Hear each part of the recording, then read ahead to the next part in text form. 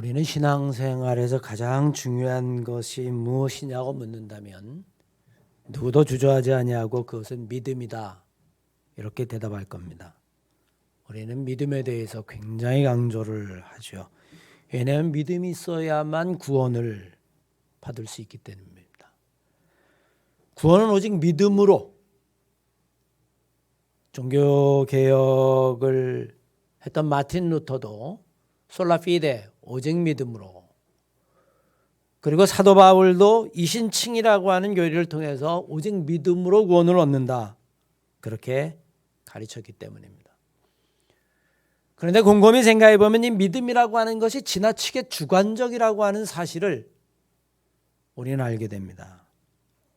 왜냐하면 믿는 사람들 사이에서도 그 믿음 때문에 다툼이 생기고 갈등이 생기고, 때로는 그 믿음 때문에 갈라서고, 믿음 때문에 교파가 생기고, 때로는 그 믿음 때문에 서로에게 칼을 겨누고 전쟁을 하는 역사를 우리는 이미 알고 있기 때문이죠. 또 무조건 믿기만 하면 된다라고 하는 그 믿음도 단지 문자적으로 성경을 믿는 것인가 라고 하는 질문을 해볼 수도 있습니다. 우리는 정말 믿음이라는 게 문자적인 믿음을 말하는 것인가?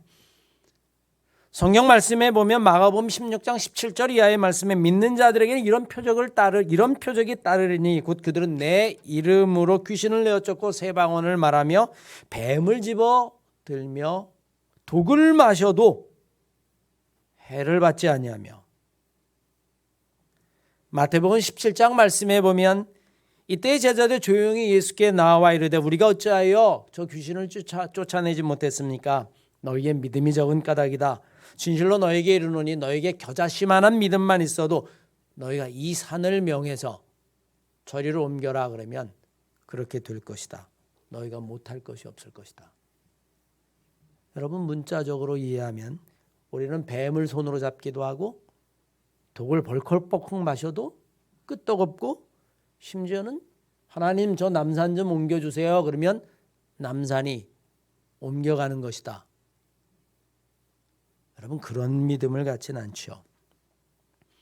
문자적인 믿음이라고 하면 우리는 난감한 일을 당할 수 있습니다.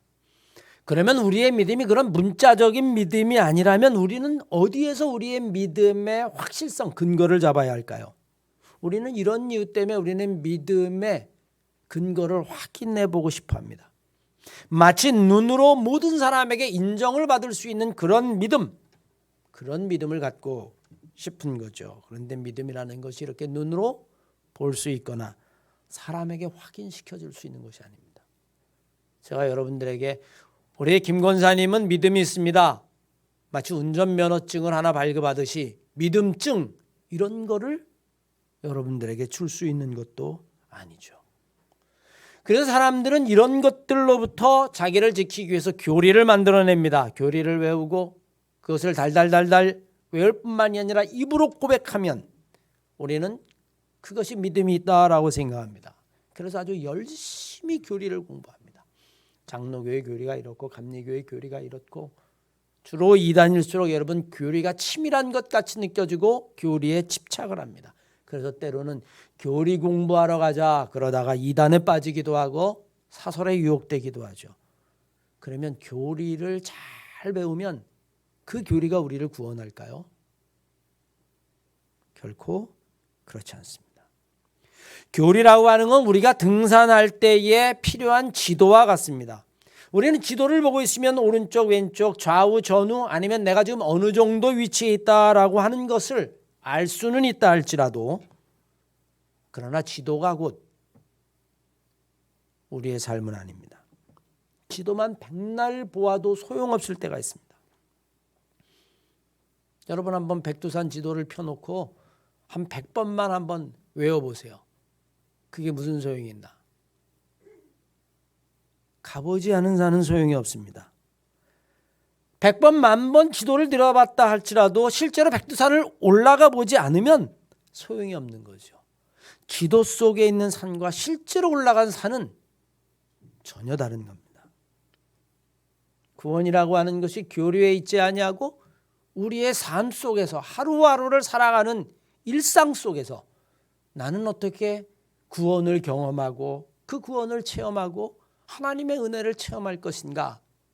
그것은 분명 교리 이상의 것입니다.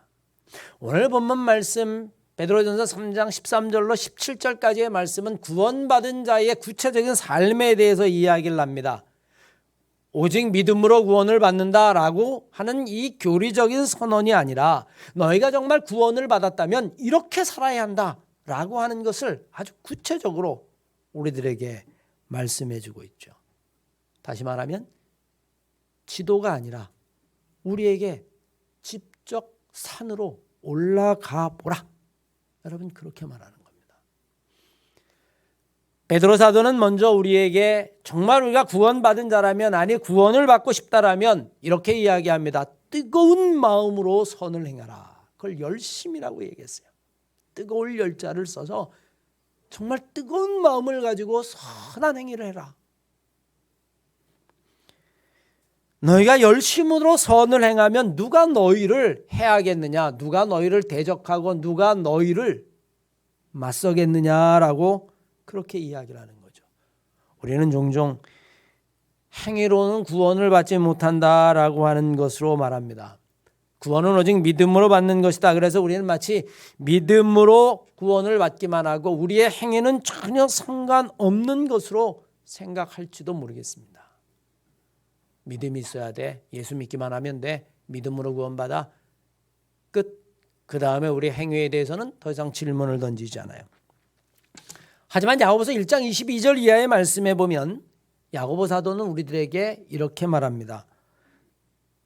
너희는 말씀을 행하는 자가 되고 듣기만 하는 자가 되어 속이는 자가 되지 마라. 마치 듣기만 하는 자는 마치 거울에 자기 얼굴을 본 것 같지만 지나가면 잃어버리는 자와 같다. 하나님의 율법을 잘 들여다보고 그것을 행하는 자는 듣기만 하고 잃어버리는 자가 아니라 그것을 행하는 자는 그 행함으로 말미암아 복을 받게 될 것이고 구원을 받게 될 것이다. 믿음이라고 하는 것이 있고 행함이라는 것이 있고 여러분 이렇게 따로따로 있는 것이 아니라 선을 행하는 마음가짐이 곧 믿음이라고 하는 사실을 우리들에게 이야기해 주죠. 물론 우리는 예수 그리스도에 대한 믿음이 없어도 선한 행동을 하는 사람들이 있을 수 있습니다. 여러분 그렇죠? 교회 안 다닌다고 해서 다 나쁜 사람인가요? 전혀 그렇지 않아요. 교회 안 다녀도요. 교회 다니는 사람보다 선한 사람들 얼마든지 있습니다. 절에 다니는 사람, 불교인들은 여러분 다 나쁜 사람인가요? 그렇지 않습니다. 부처의 자비를 베푸는 사람, 오히려 교회를 다니면서 지독하고 때로는 이기적이고 뻔뻔한 사람들 우리는 얼마든지 볼 수 있습니다.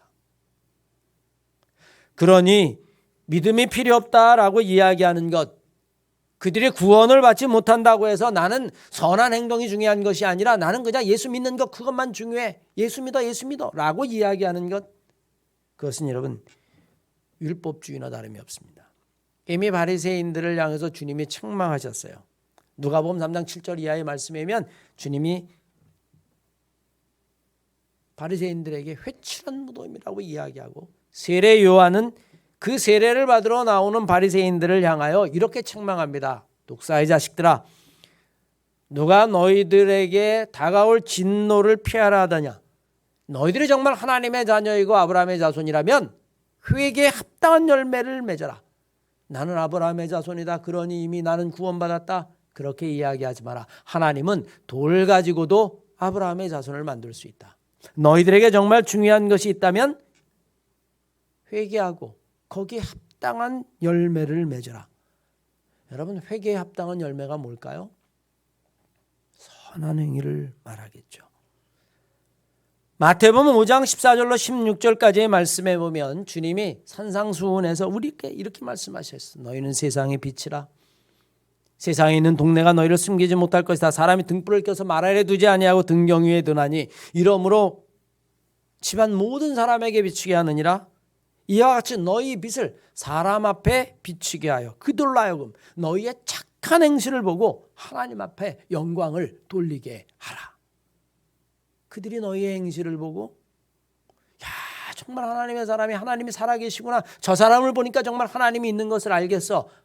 저 사람을 보니까 정말 믿음이 무엇인지를 알겠어. 그렇게 깨닫도록 하라는 거예요. 저는 바라고 원하는 우리 사랑하는 한마음교회 성도 여러분들이 오직 믿음, 여러분 그런 어떤 교리적인 구호로 여러분들 신앙생활하는 게 아니라 오늘 베드로 사도가 이야기한 것처럼 뜨거운 마음을 가지고 선한 행동을 하고 그 행위 속에서 그 선한 행동 속에서 여러분들이 구원의 맛을 체험하고 하나님의 은혜를 체험하는 성도들 되시기를 주의 이름으로 간절히 축원합니다. 교리를 100번 외우는 것보다 착한 행실 하나 하는 것이 귀하다는 거예요. 한 걸음 더 나아가서 오늘 본문 말씀에 베드로 사도는 우리들에게 이렇게 이야기합니다. 선한 양심을 가지라라고 이야기합니다. 믿음이라고 이야기하지 아니하고 선한 양심이라고 한 것은 무슨 이유가 있을까요? 양심 그러면 때로는 믿음 이후에 쫓아오는 것으로 생각하기 쉽지만 여러분 성경은 그렇게 말하지 않습니다. 양심은 우리가 예수 그리스도를 믿는 그런 구체적인 믿음 이전에 하나님이 우리에게 주신 은총 가운데 하나예요. 그래서 감리교 운동을 시작한 요한 웨슬레는 우리들에게 뭐라고 이야기했냐면 이것을 하나님의 선한 은총이다. 선행 은총. 여러분 그렇게 이야기를 했습니다. 이미 하나님이 우리 안에 은혜를 베푸셔서 우리 안에 하나님을 알게 하는 선한 양심을 주었다라고 하는 이야기입니다. 마치 양심이라는 것이 우리의 믿음을 담는 그릇이라고 이야기할까요? 우리는 실제로 살면서 보게 되어집니다. 믿음이 있다라고 이야기하는데 뻔뻔하고 양심 없는 짓을 하는 사람들 얼마든지 있습니다. 이미 성경도 알아요. 그래서 바울은 로마서 2장 14절 이하의 말씀에 보면 이렇게 이야기를 했습니다.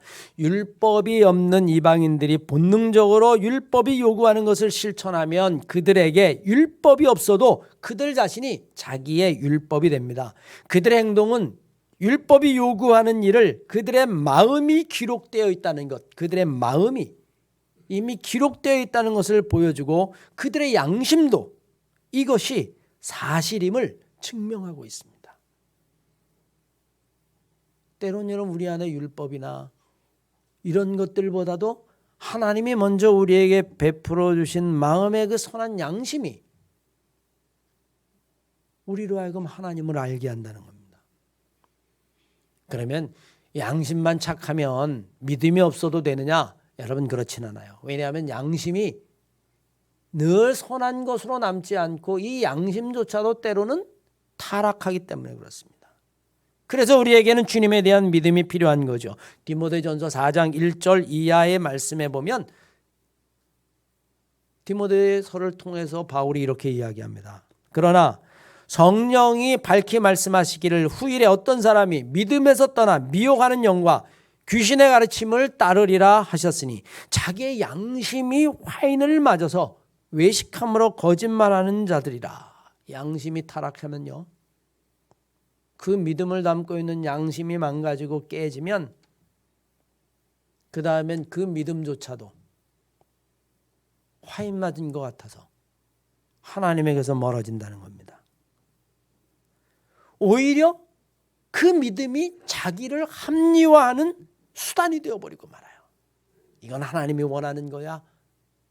여러분 어떻습니까? 모든 사람이 다 하나님이 원하는 거야. 이 전쟁도 하나님이 원하는 거야. 저거를 죽이는 것도 하나님이 원하는 거야. 우린 여러분 역사 속에서 이미 수없이 봐왔어요. 오늘 본문 말씀에 바울이 열심으로 선을 행하라 그리고 선한 양심을 가져라 라고 하는 이유가 어디에 있을까요? 오늘 본문 말씀에서 정말 중요한 것은 이런 질문입니다. 우리가 왜 선을 행해야 하고 우리가 왜 선한 양심을 가져야 하는가? 라고 하는 질문입니다. 왜냐하면 이 시대의 선한 행위와 선한 양심을 가지고 산다는 것이 그렇게 쉽지 않기 때문이에요. 오히려 우리가 사는 시대는 선한 양심을 가지고 선한 행위를 하면 할수록 불리한 세상인지도 모릅니다. 여러분 종종 그런 생각 들지 않습니까? 착하게 산다고 누가 알아주나? 선한 양심을 가진다고 누가 알아주나? 정직하게 산다라고 이야기 알아주나? 세상은 그렇지 않아. 여러분 종종 우리 청장년들하고 이야기하다 목사님 사업을 하고요, 장사를 하고 직장에 있다 보면요, 때로는 선한 양심, 정말 착한 것 이렇게 사는 것이 그게 도움이 안 될 때가 많아요. 오히려 지독하고 악랄하고 아주 이기적이고 손에 절대로 보지 아니하고 이렇게 사는 사람들도 많습니다. 그리고 실제로 믿음을 가지고 있는 사람들도 그렇게 사는 사람도 많아요. 그러니까 교회에서 신앙생활하는 것 따로, 세상에서 하는 것 또 따로, 어쩌면 여러분 그런 시대를 살아가는지도 모릅니다. 여러분은 어떻게 생각하세요? 우리가 이 세상을 살면서 정말 열심을 다해서 선을 행하고 착한 양심으로 사는 게 세상을 잘 살아가는 방법입니까? 거기에 소망이 있습니까? 그렇게 살면 여러분 오히려 손해보는 것 같이 느껴지지 않습니까? 정직하고 착하게 살면 어쩌면 우리는 지금 그런 절망의 시대에 소망을 품을 수 없는, 선한 양심과 선한 행위를 할 수 없는 그런 절망의 시대를 살아가는지도 몰라요. 어떤 지식인이 한국 사회를 집단 자살의 사회다, 여러분 이렇게 지적하기도 했습니다. 왜냐하면 젊은이들이 결혼을 포기하고요, 출산을 포기합니다.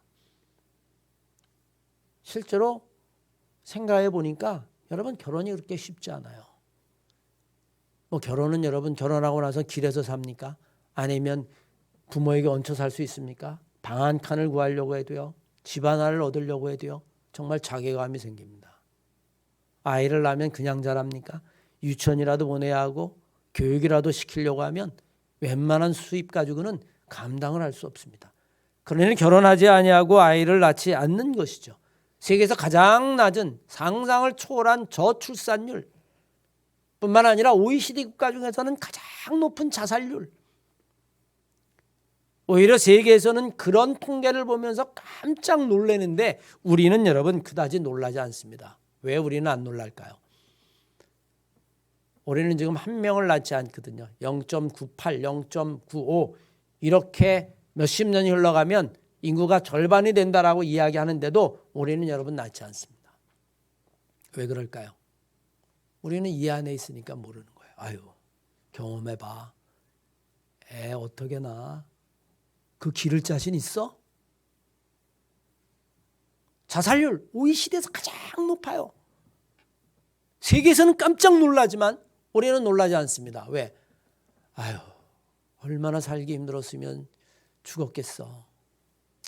나도 하루에 10번도 죽고 싶어. 우리는 다 이해하는 거예요. 이 세상을 살면서 살기 힘든 거 다 이해하는 겁니다.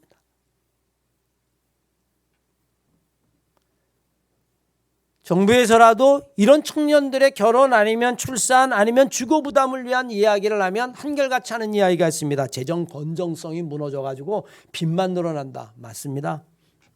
그러면 지금대로 가야죠.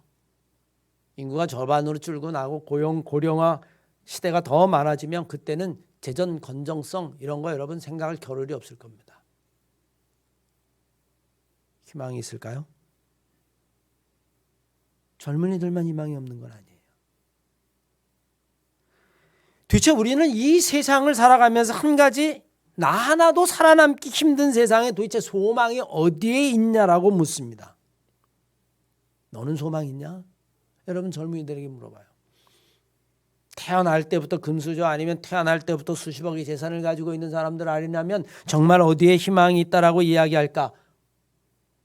우리는 어쩌면 희망 없는 세대를 살아가는지도 모릅니다. 소망이 없는 세대를 살아가요. 그런데 오늘 본문 말씀이 우리들에게 거기에 대한 질문을 하고 있는 겁니다. 15절 이하의 말씀에 오면 너희 마음에 그리스도를 주로 삼아 거룩하게 하고 너희 속에 있는 소망의 이유를 묻는 자들에게 대답할 수 있도록 그 대답을 항상 준비하라는 겁니다. 소망의 이유를 묻는 자들에게 대답할 것을 준비하라. 당신은 이 세상 속에서 정말 소망이 있습니까? 절망 아닌가요? 우리는 어디서 희망을 찾아야 하죠? 그렇게 묻는 자들에게 나는 소망이 있습니다. 그 소망을 대답할 수 있어야 된다. 그 대답을 준비하라는 겁니다. 저는 바라원하기는 우리 사랑하는 한마음교회 성도 여러분들은 세상에 있는 모든 사람들이 세상엔 소망이 없어. 소망 없어. 봐봐. 우리에게 다가오는 이 기후재앙, 인구 문제, 환경오염 문제, 양극화 문제, 사회 갈등의 문제, 소망이 없어. 어디 소망이 있겠어? 근데 넌 소망이 있어? 그렇게 질문 던질 때 여러분들이 소망이 있다. 그렇게 대답해야 된다는 거예요. 그 소망을 설명할 수 있겠습니까? 여러분 어떻게 그 소망을 설명할 수 있겠습니까? 오늘 베드로 사도는 우리에게 그것에 대한 대답을 준비하라. 그렇게 이야기를 하고 있는데 여러분들은 과연 그것에 대한 대답이 준비되어 있습니까? 소망이 없다면 여러분 미래는 없는 것과 마찬가지예요. 우리는 왜 오늘 밤 잠들면서 내일을 소망하고 내일을 기대할까요? 오늘보다는 내일이 나을 것이라고 생각하기 때문에 그렇습니다. 우리나라에 있는 대부분의 중산층에게 물었대요. 5년 후에 자기의 삶, 그러면 지금보다 나을 것이라고 하는 희망을 한결같이 버리지 않았다는 겁니다. 그러니까 지금보다 내일이 낫다라고 하는 그 희망 때문에 오늘은 내가 절망이지만 내일은 무슨 일이, 새로운 일이, 나도 기대하지 않았던 새로운 일이, 그것이 행운이라도 나에게 생기지 않을까라고 하는 것으로 사람이 살아간다는 거예요. 미래는 소망이라고 이야기해도 결코 과언이 아니죠. 소망은 우리를 내일로 인도하는 힘입니다. 그러면 여러분과 제가 가져야 될 소망은 무엇일까요? 무엇으로 설명할 수 있겠습니까? 먼저 저는 우리 한마음교회 성도 여러분들이 하나님에게 소망을 두시기를 주의 이름으로 간절히 축원합니다. 이 절망의 순간에 사방을 둘러보아도, 앞을 보아도, 미래를 보아도 정말 소망이라고는 찾을 수 없는데 너는 왜 소망을 갖는 거냐라고 이야기할 때에 하나님이 나의 소망이다. 그렇게 이야기할 수 있어야 된다는 겁니다. 우리는 무엇을 소망해야 하는가? 하나님에게 소망을 둔다라고 하는 이야기죠. 사실 소망을 가지고 살아있는 것, 그것은 다름이 아니라 믿음이 있다라고 하는 이야기와 같은 이야기입니다. 우리는 종종 믿음, 소망, 사랑 이 세 가지는 항상 있을 것인데 라고 이야기하면 이 세 개가 여러분 다 다른 것인 줄 알아요. 그런데 여러분 곰곰이 생각해 보십시오. 믿음과 소망과 사랑이라고 하는 건 우리가 가지고 있는 인식론적인 차원이에요. 같은 건데 우리가 다른 방법으로 설명하는 겁니다. 여러분 믿음이 없이 사랑이 가능합니까? 여러분들이 저를 믿지 못해요. 우리 목사님 절대 믿을 수 없어. 음흉하고 거짓말만 하고. 근데 여러분 저를 사랑할 수 있습니까? 정말 믿어보세요. 어떤 경우라도 믿어. 나는 어떤 경우라도 널 믿어. 미래에 어떤 일이 생겨도 난 믿어. 그럼 여러분 사랑과 소망은요 저절로 생기는 거예요. 사랑이라고 하는 것이 우리의 마음, 우리의 영혼으로부터의 고백이라면 소망이라고 하는 건 시간을 바라보면서 믿는 것이고, 그리고 믿음이라고 하는 것은 사랑과 믿음 안에서 우리가 가질 수 있는 삶의 태도일 수 있어요. 이 세 가지는 여러분 결코 다른 것이 아니라고 하는 사실입니다. 우리는 소망의 이유를 묻는 자들에게 하나님이 계셔서, 하나님이 나의 소망이다, 그렇게 이야기할 수 있어야만 합니다. 재물이 나의 소망이다, 아니면 명예가 나의 소망이다, 아니면 세상이 나의 소망이다. 그런데 여러분 세상과 명예나 아니면 재물이라는 것은 때론 우리를 절망으로 내몰기도 하기 때문에 그렇습니다. 세상을 보십시오. 유전무죄라고 이야기하고 무전유죄라고 이야기합니다. 사회 양극화는 점점 심해지고요. 부패는 만연해집니다. 세상에서 내가 나고하는 것 같고 세상이 나를 속이는 것 같아요. 나는 분명히 선한 양심을 가지고 착하게 살려고 하는데 세상은 러시아의 위대한 시인 푸시킨이 여러분 삶이 그대를 속일지라도라고 하는 시를 썼죠. 삶이 그대를 속일지라도 슬퍼하거나 노여하지 말아라. 슬픈 날엔 참고 견뎌라. 즐거운 날은 오고야 말리니 마음은 미래를 바라는 것, 현재는 한없이 우울한 것, 모든 것은 하염없이 다 사라져버리지만 지나가버린 것은 그리움으로 남는 것. 우리가 인생을 산다라고 하는 것, 그것은 여러분 바로 미래를 향한 소망이 있기 때문에 그렇습니다. 현재를 이길 수 있는 힘이라고 하는 것은 바로 미래에 소망이 있는 것이고, 참된 소망이라고 하는 것은 아직 다가오지 않은 숨겨져 있는 미래 속에 있기 때문에 그렇습니다. 그리고 그 미래는 우리의 것이 아니라 하나님의 것이에요. 우리는 코로나 때문에 지난 2년, 안에서로 3년째 절망하죠. 왜? 이런 미래가 올 줄은 아무도 몰랐어요. 그러나 여러분 역설적으로 생각해 보십시오. 또 2, 3년 후에 우리에게 어떤 미래가 올까? 우리는 아무도 알 수 없어요. 왜냐하면 미래는 하나님에게 있기 때문에 그렇습니다. 우리가 하나님을 소망하는 이유가 바로 여기에 있죠. 여러분과 제가 정말 당신은 왜 소망을 갖고 삽니까? 라고 이야기할 때 하나님이 나의 소망이기 때문입니다.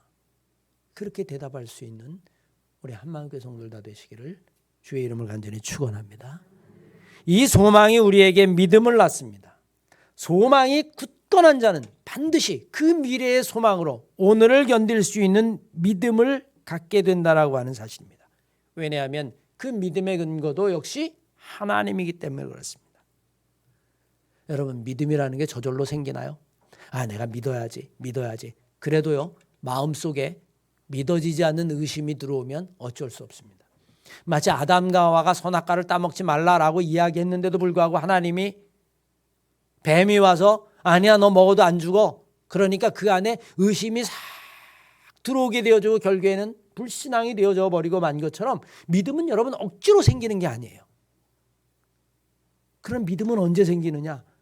믿음이라고 하는 것은 내 영혼이 하나님의 영과 공명할 때 생기는 겁니다. 우리는 그것을 굳이 이야기하면 성령이 내 안에 계시다. 여러분 이렇게 이야기하는 겁니다. 성령이 내 안에 계시다. 다른 말로 이야기하면 내 마음과 하나님의 영이 공명한다는 거예요. 느낀다는 겁니다. 그냥 머리로 억지로 믿어지는 게 아니라 하나님이 나와 함께 하시구나. 내 삶에, 내 영혼에, 내 앞으로의 미래에, 알 수 없는 미래에 하나님이 함께 계시구나 라고 하는 그 영적인 공명이 우리로 하여금 소망과 믿음과 사랑이 가능하게 만든다는 거죠.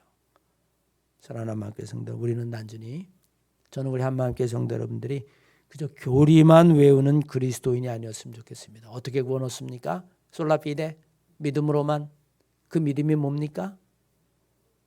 대답이 막혀버리는 그런 성도가 되어서는 안 됩니다. 그저 문자적인 믿음에만 머물러 있어도 안 됩니다. 오히려 오늘 베드로 사도가 우리에게 이야기한 것처럼 이 세상 사람들이 다 절망이야. 우리가 어디서 소망을 발견할 수 있어? 그런데 우리를 보고 당신은 어떻게 소망을 가질 수 있습니까? 그렇게 우리에게 물을 때에 내 소망의 이유를 대답할 수 있는 사람, 그것도 구체적인 삶 속에서 내가 가진 소망의 이유를 설명하고 대답할 수 있는 사람, 그게 정말 신앙인이고 그게 정말 살아있는 믿음이란 말이에요. 우리 한마음교회 성도들이 이 절망의 시대에 소망의 이유를 설명할 수 있는 그런 살아있는 믿음을 가진 성도들 다 되시기를 주의 이름으로 간절히 축원합니다.